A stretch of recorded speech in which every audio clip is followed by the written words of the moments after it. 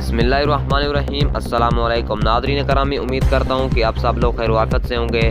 ناظرین کرامی، آج آپ کے لیے ایک نئی خبر لے کر آپ کی خدمت میں حاضر ہوا ہوں۔ تو آج آپ کو بتاتے چلیں کہ عید الفطر پر کتنی چھٹیاں ملیں گی۔ خوشخبری آ چکی ہے۔ آپ کو بتاتے چلیں کہ رمضان المبارک کے روزوں کے بعد عید الفطر مسلمانوں کے لیے اللہ تعالیٰ کی طرف سے انعام ہوتی ہے۔ اس انعام کو پانے کے لیے سب کو بے تابی سے انتظار ہوتا ہے۔ عید کی چھٹیاں زیادہ سے زیادہ مل جائیں تو سونے پر سہاگا ہو جاتا ہے۔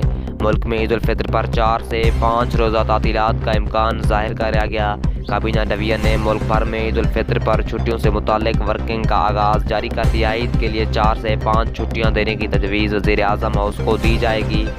تاہم اسی حوالے سے حتمی فیصلہ وزیر اعظم اگلے ہفتے کریں گے۔ اگر عید جمعۃ المبارک کو ہوئی تو 20 سے 23 اپریل تک چھٹیاں ہونے کا امکان ہے، جبکہ ہفتہ 22 اپریل کو عید ہونے کی صورت میں 20 سے 24 اپریل تک چھٹیوں کا اعلان ہو سکتا ہے۔ آج ملک کا موسم کیسا رہے گا؟ محکمہ موسمیات کی نئی پیشن گوئی آ گئی ہے۔ اگر جاننے کے لیے ہمارے یوٹیوب چینل پر جائیں اور سبسکرائب کر کے موسم کی بر وقت آپ اپڈیٹ حاصل کر سکتے ہیں۔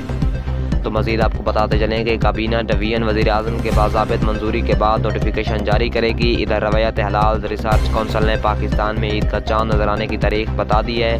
روایت حلال ریسرچ کونسل کے سیکریٹری جنرل خالد اعجاز مفتی نے کہا کہ شوال المکرم چاند دیکھنے کے لیے روایت حلال کمیٹی کا اجلاس جمعرات 20